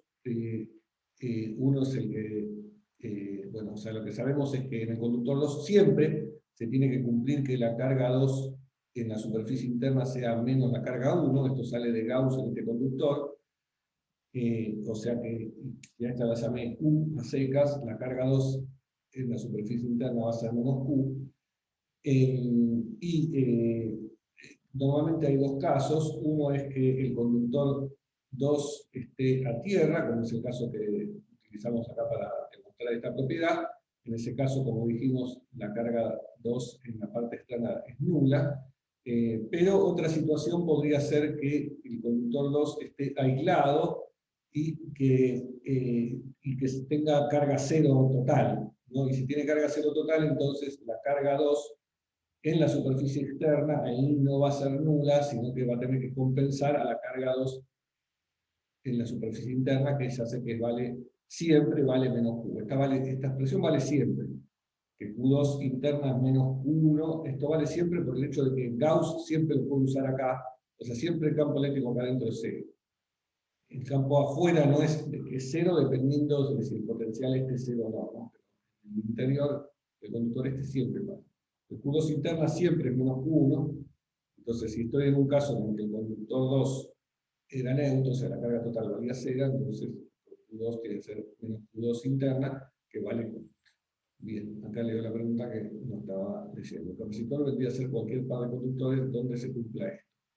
Con esto me refiero a lo de que Q es igual a C por delta B. Sí, o sea, nosotros lo demostramos en este caso de un conductor encerrado en otro. Vamos a ver que esta idea se puede extender a casos de donde el encierro de un conductor con otro, queda un poco más difuso, como sería, por ejemplo, el caso de dos placas conductoras, bueno, así, no sé, una encierra a la otra en un infinito o algo por el estilo, podemos pensarlo eso como un límite, lo vamos a ver de hecho de esa forma, como el límite de un cilindro encerrando al otro cuando el radio del cilindro es infinito, pero nada, si no lo queremos pensar de esa forma tan abstracta, sí lo podemos pensar como delta B, la diferencia potencial entre las dos placas, y listo, y vamos a ver que en ese caso es fácil vincular la carga en una de ellas, porque eso quiero decir, remarcarlo, esta Q se refiere a la carga en uno de los conductores internos, con la diferencia de potencial, en el caso de las dos placas, entre las. Bien, de hecho, entonces esto de las fórmulas o de la jerga que se usa, en lo que decía antes, a veces en vez de usar delta B se usa directamente B, entendiendo por B la diferencia entre los dos. Porque si B2 está a tierra, normalmente, bueno, esto sería B del potencial del conductor. Y justamente este ejemplo de las placas es lo que en los circuitos se usa ese tipo de diagrama, ilustrando el caso de dos placas, en el cual vamos a ver circuitos después, más adelante, que son y cómo resolverlos, los problemas de circuitos, pero un elemento que puede aparecer en un circuito es estos capacitores o condensadores que se representan por estas dos liñitas paralelas, que representan estas dos placas enfrentadas. Llamo a la de la izquierda la 1 y a la de la derecha la 2. Q entonces es la carga en la placa 1, en la carga 2, en el capacitor 2, perdón, no en el capacitor, en el conductor 2, menos Q va a ser la carga, y B1 y B2 es el potencial B1 es el potencial del conductor 1, B2 es el potencial del conductor 2, entonces esto representa esta situación en donde la carga en uno de los conductores es la capacidad, que es algo que es geométrico, que depende de la geometría de este capacitor o condensador, y la diferencia potencial entre los dos. Bueno, ¿para qué sirven estas cosas en los circuitos? Bueno, en los elementos tecnológicos, en los dispositivos, sirven para acumular carga. O sea, los capacitores, como su nombre lo indican, tienen la capacidad de acumular carga ante una diferencia potencial. O sea, dada una diferencia potencial que uno puede sostener entre, por ejemplo, una batería, como vamos a ver a posterior, dada una diferencia potencial, cuanto más capacidad tenga este elemento, más carga puedo acumular. Carga que después puedo descargarla rápidamente. Por ejemplo, eso es lo que ocurre en el flash de las cámaras, más antiguas, digamos, no las de los celulares, que tienen LEDs y eso, pero las cámaras estas de los fotógrafos, ¿no? Que tienen ese flash que uno lo enseguece, tienen adentro un capacitor que acumula carga y después la larga rápidamente, y cuando la larga se produce ese flashazo. En los circuitos eléctricos, y alguna vez miraron alguno, desarmaron alguno. Todavía en las computadoras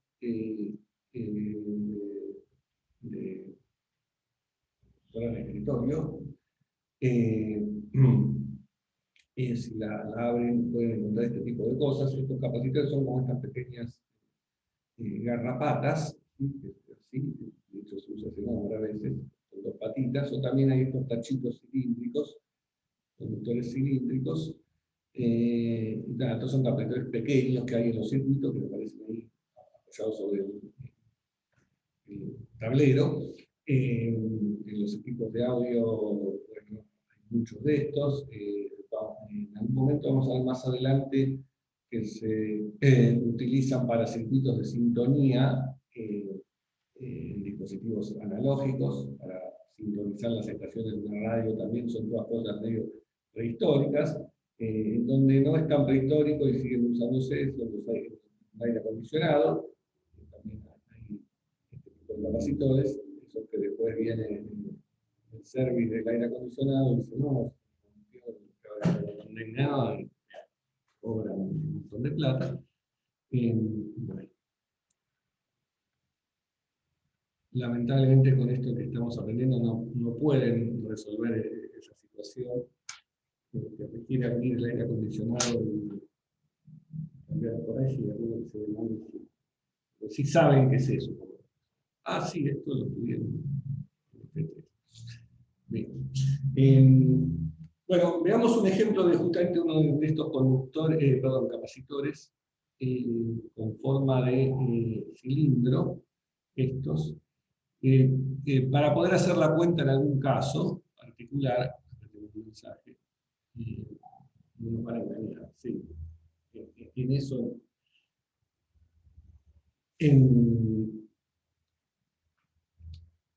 supongamos ahora, hagamos esta cuentita, como que de tiempo, 17 minutos, más o menos. Estoy siendo un poco más rápido, capaz que no les estoy dando tanta oportunidad de preguntar, pero pregunten. Bueno, ahora voy a hacer una cuenta que por ahí da unas preguntas de cuentas. Que es el caso de dos, que sirve además para fijar un poco de ideas de cómo calcular la capacidad de un condensador.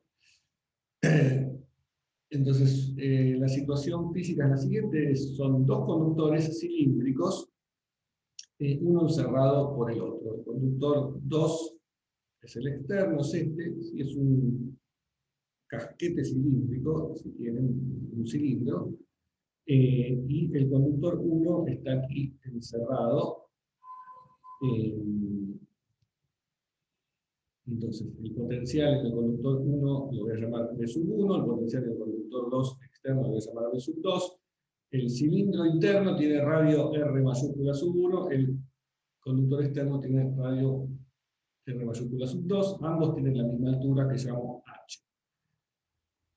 Bien, bueno, lo que voy a decir es que para un punto R, en el medio entre los dos cilindros, o sea, con R entre R1 y R2, voy a usar una expresión del campo eléctrico que era algún ejercicio de la vía, donde tienen los ejemplos de Gauss.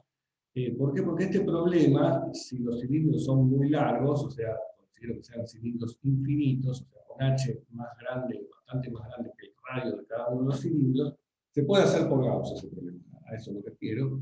Y si lo hacen por Gauss, lo que obtienen es que el flujo de campo eléctrico, ¿sí? Acá estoy haciendo Gauss justamente, el flujo de campo eléctrico tiene varias simetrías, este problema, bueno, una simetría cilíndrica, el campo eléctrico también sé que es radial de la coordenada radial cilíndrica, usando todo eso, me sale que el flujo es a un punto, a un radio R, o sea, el flujo en una superficie de Gauss de radio R, minúscula, es la circunferencia de ese valor de R, 2πr por la altura H, o sea, la superficie de un cilindro de radio R minúscula, altura H, es 2πr por H, por el valor de campo eléctrico en ese radio es sub R.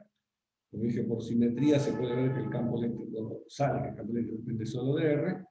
Y eso tiene que ser la carga encerrada dividido epsilon 0. La carga encerrada en este caso es la carga encerrada en el conductor que está acá adentro, que es el conductor 1, que tiene radio R1, altura H también, o sea que esta es la superficie de ese conductor, por la densidad de carga en ese conductor, que voy a llamar sigma sub 1.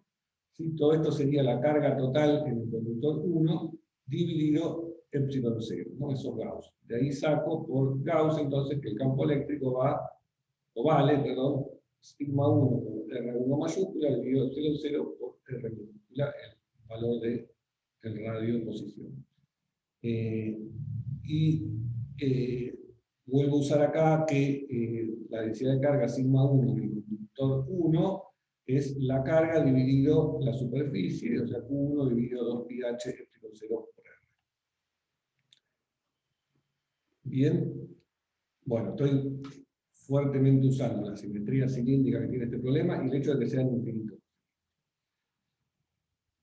Bueno, entonces de ahí saco por Gauss, o si quieren, usando un ejercicio que tenía antes resuelto, saco el campo eléctrico que hay entre el espacio entre los dos conductores. Bueno, eso va a servir para calcular la diferencia de potencial entre ambos conductores. ¿Cómo lo hago? Bueno, calculo, uso la definición, si quieren, de potencial, que es el gradiente del potencial me da el campo eléctrico, o sea que el integral del campo eléctrico me da el potencial. Y como calcularon el potencial en varios de los ejercicios, que si lo hacían primero por Gauss y sacaban el campo eléctrico, integrando sacaban el potencial. En este caso, lo que puedo decir es que la diferencia entre el potencial 1 y el potencial 2 es la integral entre el radio R1 mayúscula y R2 del campo eléctrico diferencial R. ¿Sí? O sea, hago un camino que vaya de un potencial al otro a través de un radio, integro el campo eléctrico a través de ese camino, o sea que esa integral de camino me da esto. Y es eso, ¿no? Ahora reemplazo este valor de EDR, saco todas estas constantes que hay afuera de la integral, y me queda la integral de DR sobre R, que es una integral que es conocida por todos, que la integral de 1 sobre R es el logaritmo de R, ¿sí? Que tengo que evaluar entre R2 y R1, o sea me queda el logaritmo de R2 menos el logaritmo de R1, que por una propiedad de los logaritmos, lo puedo escribir como logaritmo de R2 sobre R1, que está bueno porque así el argumento del logaritmo no tiene unidades y todo queda bien. Bueno, ¿qué es lo que hice? Ahora lo mismo. Hice una cuenta que es obtener la diferencia de potencial entre un conductor y el otro, entre el interno y el externo, vinculándolo con la carga en el interno, Q1. O sea, lo que hice fue obtener justamente el valor de la capacidad de ese condensador, porque lo habíamos dicho acá en esta fórmula, que para un condensador, esto venía de esta otra página más abstracta, que en un condensador la carga del interno es C, que es lo que llamamos la capacidad del condensador, por la diferencia de potencial. Bueno, acá lo obtuve para este caso, y lo que saco es que, mirando todas estas expresiones, que la capacidad de este condensador cilíndrico, o capacitor cilíndrico, está por este factor 2πh por epsilon 0, o sea que depende de la altura, crece con la altura, lo cual tiene sentido. Cuanto más largos sean los cilindros, más tengo capacidad de aumentar de carga. Y está dividido por este factor. Esto no era algo que yo podía, digamos, anticipar o imaginarme, dividido por el logaritmo del cociente entre los radios. Bueno, fíjense, una cosa que pasa es que si yo hago tender el radio 1 al radio 2, o sea, acerco este cilindro interno al externo, o sea, lo pego mucho, este cociente entonces se acerca a 1, y el logaritmo de 1, como sabemos, vale 0. O sea que esto va a quedar un 0 ahí dividiendo, que va a ser cada vez más grande la capacidad. Entonces, bueno, sé que crece con H, y acá lo digo, que si R1 tiende a R2, supongamos que R2 sea R1 más un pequeño delta, con delta mucho más chico que R1, delta sería la diferencia entre R2 y R1, cuando hago tender R1 a R2, va a ser chica. hago un Taylor ahí para el logaritmo de R2 sobre R1. Todavía no hice el Taylor acá, lo que hice fue reemplazar R2 por R1 más delta, y entonces me queda el logaritmo de 1 más delta sobre R1. ¿Sí? Y ahora sí hago el Taylor en este logaritmo, o sea, Taylor en la función logaritmo con este desplazamiento delta. Bueno, ese Taylor me quedará la función evaluada en 1, que es el logaritmo de 1, 0, la derivada del logaritmo, que es 1 sobre R, evaluado en 1 me da 1, ¿sí? 1 sobre 1 es 1, y por el delta, que es delta sobre R. O sea, el Taylor de esto me da delta sobre R1. ¿Para qué hice eso? Bueno, lo hice para reemplazar este logaritmo que tengo acá abajo, en el caso en el que R1 tiende a R2. ¿Correcto? Entonces ahí reemplazo eso por delta sobre R1, donde delta es la diferencia entre un radio y otro. Y en ese caso entonces la capacidad me queda aproximadamente, esta expresión que está acá, 2 pi h epsilon 0 por R1 dividido delta. Si este R1 vino de acá, de este delta sobre R1. Y ahora esto lo miro un poquito y me doy cuenta nuevamente que 2 pi h, como me voy a dar cuenta acá arriba, o puse ahí arriba, que 2 pi h por R1 es A, el área del cilindro. O sea que esta capacidad, en ese caso en el que los radios estén muy cerca uno de otro, en ese caso la capacidad del condensador cilíndrico es epsilon 0 por A, el área entre que tiene uno de los cilindros, que son muy parecidos uno al otro, dividido delta la distancia entre ambos. ¿Sí? Entonces lo que vemos acá es que la capacidad la puedo hacer aumentar aumentando el área del cilindro, sí tiene sentido, pero también la puedo hacer aumentar disminuyendo la distancia, o sea, pegando mucho un cilindro con otro. Por eso en esos tachitos que les mostré antes, las superficies están muy pegadas unas de otras, las de los conductores, muy cerquitas, no pegadas totalmente porque si no lo pongo en corto, pero lo más cerca que pueda. Y otra cosa que se hace es envolver, o sea, dar varias vueltas de cilindro para tener más superficie de capacidad. Bueno, y acá viene algo que les había dicho hace un rato, que si hacemos tender el radio en este ejemplo particular, ¿no? Que hice recién, que es que un radio tiende al otro. Pero además ahora hago tender el radio común, digamos, que son muy parecidos en ese caso, a infinito, y también la altura del cilindro infinito, ese par de cilindros se convierten en un plano, ¿sí? Porque si hago tender la curvatura del cilindro infinito y además en la altura infinito, se convierten en dos planos infinitos. Y entonces lo que, nada, esto me debería dar, sería parecido a la capacidad de un par de planos. Bueno, veamos cuánto vale la capacidad de un par de planos, porque es un ejemplo útil que se usa mucho, es el caso del capacitor plano. Veamos rápidamente cómo hacer la cuenta de la capacidad en ese caso. Bien, en ese caso usamos el hecho conocido, que ya sabíamos que si tengo dos placas, una cargada con sigma y la otra con menos sigma, el campo eléctrico vale sigma sobre epsilon 0. Si sigma es la carga, la puedo escribir ahora como carga superficial, perdón, la puedo escribir como la carga total dividido A, el área, y usando que la diferencia potencial, en este caso integrar este campo eléctrico de un plano al otro, me queda fácil que la diferencia potencial es el valor del campo por el espacio, la distancia entre las dos placas, que llamo delta, y uso la misma letra que usé antes para el espacio entre los dos radios del cilindro. Entonces la diferencia potencial es E por delta, y usando que E vale esto, me queda que la diferencia potencial es U sobre epsilon 0 por A por delta. O sea que de acá puedo despejar la capacidad porque tengo una relación entre delta B y Q. O sea, C es Q sobre delta B y es epsilon 0 por A sobre delta.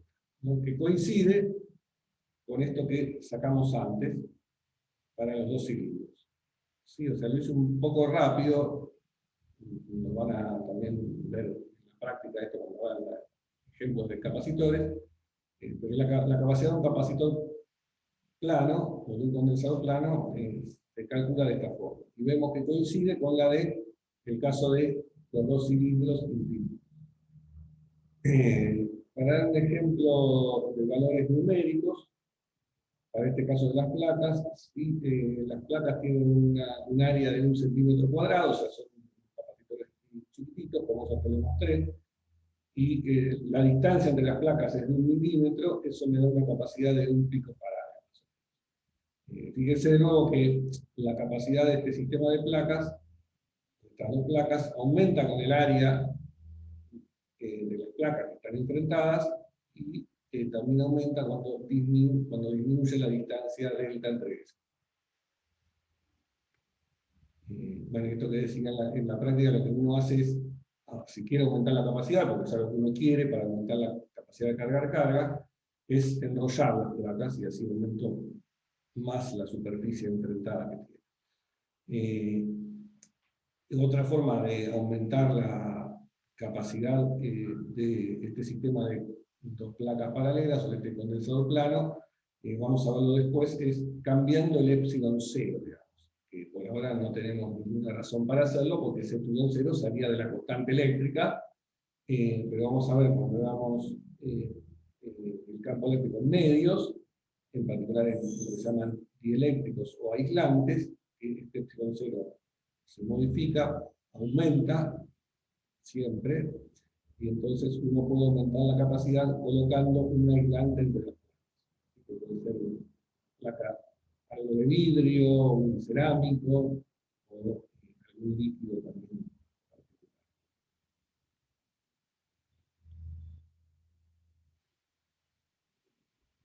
Bueno, fui un poco rápido, no sé si había alguna pregunta respecto al caso anterior de la cuenta esta del cilindro. Ya están un poco cansados y ya no preguntan más. Perdón. Todo quedó claro. No, sí, ¿Los dos cilindros son superficies o uno era macizo? Como el de adentro, por ejemplo. ¿Cómo era? no, eran las dos superficies. Listo, perfecto. Sí, sí.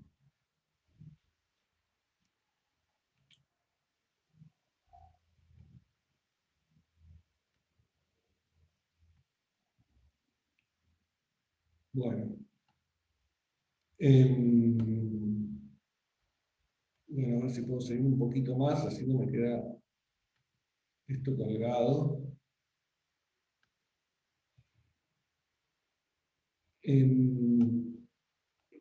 Bueno, algunas de estas cosas, cuando vean en la práctica los capacitores, las van a repetir. Así que lo voy a hacer más o menos rápido. Pero bueno, está bien que también la veamos aquí. Entonces, lo que voy a hacer ahora es contarles brevemente o rápidamente qué pasa cuando uno conecta varios capacitores, o sea, varios de estos sistemas de dos conductores, uno adentro de otro o uno enfrentado al otro, como es el caso del capacitor plano. Y lo vamos a hacer para dos configuraciones básicas, que son dos nombres que se usan mucho en circuitos, que es la primera vez que las mencionamos. Van a aparecer también después cuando veamos cosas de conducción eléctrica, de corriente eléctrica. Una es una configuración que se llama en paralelo, en la cual supongamos que tenemos todos los condensadores, o sea, varios sistemas de condensador, de dos conductores cada uno, puestos en paralelo en un circuito como están indicados acá. Es decir, cada uno de estos condensadores están conectados por el lado izquierdo y por el lado derecho a los mismos potenciales o bornes de cables. Uno lo llamamos A y el otro lo llamamos B. O sea, quiero remarcar esto, cada uno de estos es un sistema de dos conductores, o de dos placas, como el caso que vimos recién, ¿no? El capacitor plano, o condensador plano. Bueno, Q1 entonces va a ser la carga en el conductor izquierdo del capacitor 1 o del condensador plano 1, Q2 es la carga en el conductor izquierdo del capacitor 2 y Q3 es el siguiente. y C1 es la capacidad de ese condensador, C1, C2 es la capacidad del condensador 2, y C3 es la capacidad del condensador 3. ¿Sí? Capaz que confundo un poco porque veníamos usando 1, 2 para los conductores, y ahora los uso para los capacitores, ¿no? O los condensadores.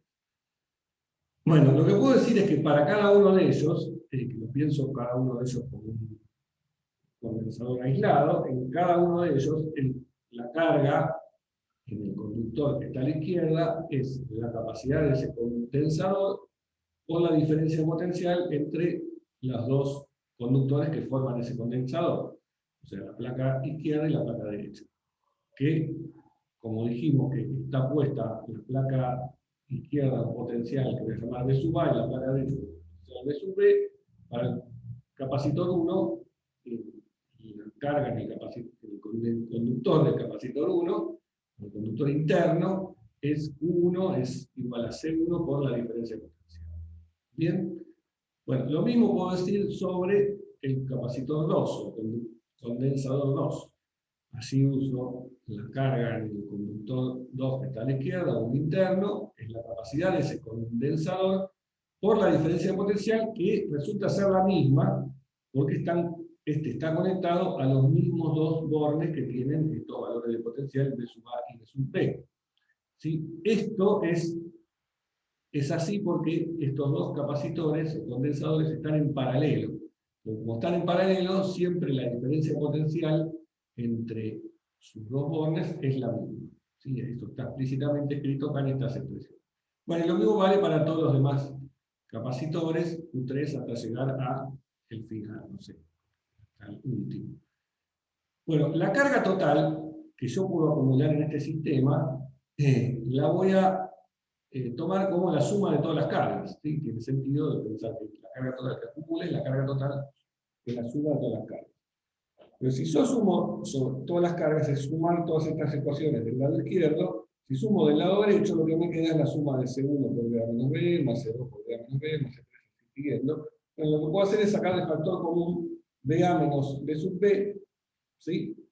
Y me queda la sumatoria de, al sacar de factor común BA menos B sub B, la sumatoria de todas las capacidades. O sea, me queda BA menos B sub B por una capacidad que la voy a llamar la capacidad equivalente, que es la suma de todas las capacidades de cada uno de los condensadores. Entonces lo que voy a decir, y esto a veces lo que hubiera dicho a esta cuenta, es que cuál es la idea de lo que quiero hacer, es que reemplazo este sistema de muchos condensadores por un único condensador cuya capacidad equivalente a este sistema es la suma de todas las capacidades. O sea, lo que termino diciendo es que la capacidad de un sistema de condensadores en paralelo, ¿sí? Puestos los condensadores en paralelo, es la sumatoria de todas las capacidades. ¿Bien?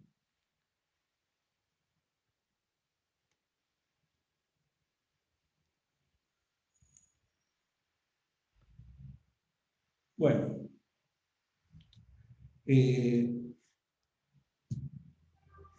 Son las 11, así que debería dejarles descansar aquí.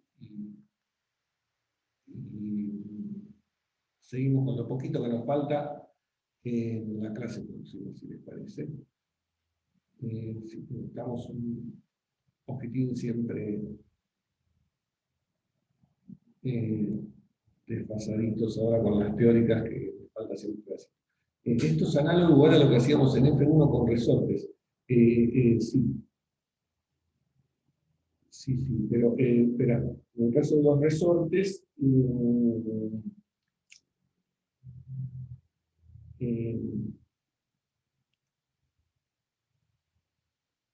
o sea, claro, o sea, vamos a ver, sí, entiendo que cuando teníamos varios resortes. Esta es una configuración en paralelo, la otra que nos falta ver es cuando están en serie, vos te referís al caso de tener varios resortes en paralelo, y que entonces la K, o sea que eso se puede reemplazar por un único resorte cuya K, constante elástica del resorte, es la suma de todas, ¿no? A eso te estás refiriendo. Si es así, Sí, ¿no? Porque digamos, los resortes los puedo tener en serie, ¿sí? O todos puestos en paralelo. Sí, y efectivamente, en el caso de que estén en paralelo, sirve para dos resortes en los dos casos. Después nos pidieron la fórmula general. Sí, está bien, pero sí, dos resortes. Acá también, si uso dos capacitores, queda sumado sobre solamente dos. Pero sí, está bien lo que decís. Es análogo.